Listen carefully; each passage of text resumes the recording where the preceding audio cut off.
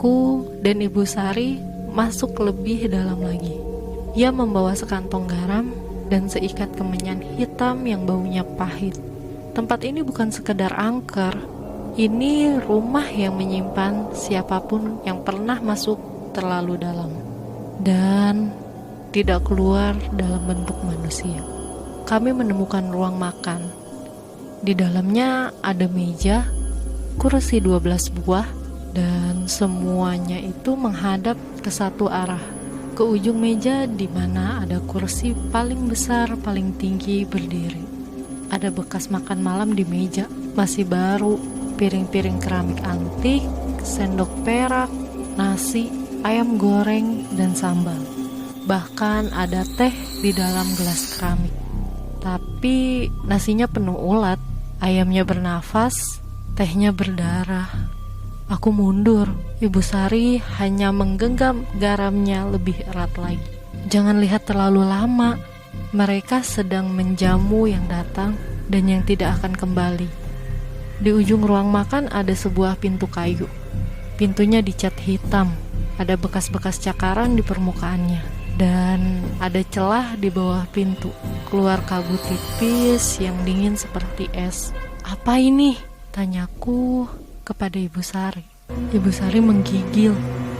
Itu lorong tampak asih, pusat dari rumah ini, tempat semua suara berasal, semua kenangan palsu dilahirkan, semua yang kau cintai akan dipanggil keluar untuk menuntunmu masuk ke dalam. Aku menatap pintu itu lama, lalu di balik pintu itu ada suara ayahku. Aku di sini, Rangga, ibumu terjebak, tolonglah kami, anakku.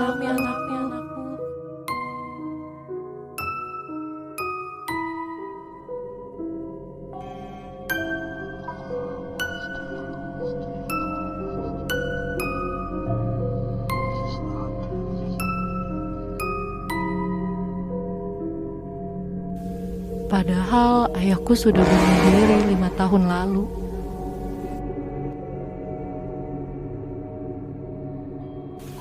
Kami berdiri di depan pintu lorong itu. Cat hitamnya mengelupas, cakarannya dalam, dan aku tidak tahu bagaimana menjelaskannya. Tapi pintu itu seperti hidup, seperti berdetak, seperti bernafas. Dari bawah pintu keluar kabut dingin yang semakin menebal. Di antara uap putih terdengar desahan dan suara-suara langkah pelan, kecil, seperti anak-anak berlari di lantai basah. Rangga. Suara itu terdengar lagi. Kali ini bukan ibuku, bukan ayahku, tapi suara diriku sendiri. Aku sendiri memanggil namaku dari dalam lorong.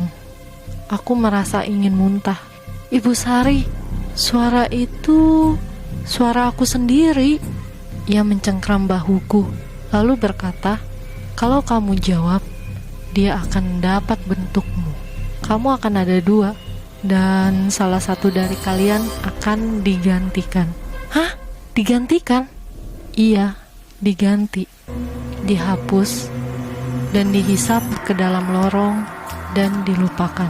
Kami masuk ke ruang setelah pintu lorong. Langit-langitnya rendah, dindingnya seperti diselimuti jamur hitam, lembab, bau amis yang menyengat. Ada cermin besar di ujung ruangan, tua, berdebu, dan retak di tengahnya. Tapi bayangan kami tidak sama. Aku dan Ibu Sari berdiri berdampingan di depan cermin. Tapi pantulan itu, aku sedang sendiri. Di cermin, sosok aku sedang tersenyum. Tapi akunya tidak tersenyum. Lalu cerminnya bergerak sendiri, bergelombang seperti air. Tangan dari dalam cermin meraih keluar. Tangan yang kurus, pucat, kukunya hitam dan panjang, dan mengenakan jam tangan yang sama persis denganku. Ibu Sari melempar garam ke dalam cermin. Kembali kau ke dalam, bukan gilirannya. Cermin itu menjerit dan bayangannya meleleh. Tangannya terbakar dan menghilang. Kami lari, tapi lorongnya berubah. Tidak ada jalan keluar. Dindingnya menjadi sempit. Atapnya seperti menunduk. Kami mulai harus merangkak. Ada suara-suara di sekitar kami, tapi bukan dari satu arah. Semua berasal dari dalam kepala. Tiba-tiba aku melihat diriku saat kecil. Di usia sekitar 7 tahun, duduk memeluk boneka kayu peninggalan ibuku. Boneka yang sudah kubakar di makam ibu. Aku di sini, Karangga. Kamu lupa ya? Kamu janji tidak akan pernah meninggalkan aku. Kataku, siapa kamu? Kan aku kamu. Versi yang kamu tinggalin di rumah sakit dulu, waktu ibu mati, waktu kamu lari.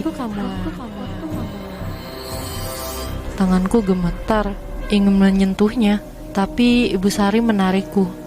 Jangan, itu bagian dari ingatanmu yang dibentuk ulang. Jika kamu menyentuh, kamu akan jadi bagian dari ruangan ini. Akhirnya kami menemukan pintu keluar yang kecil. Tapi ada satu lagi di depan pintu.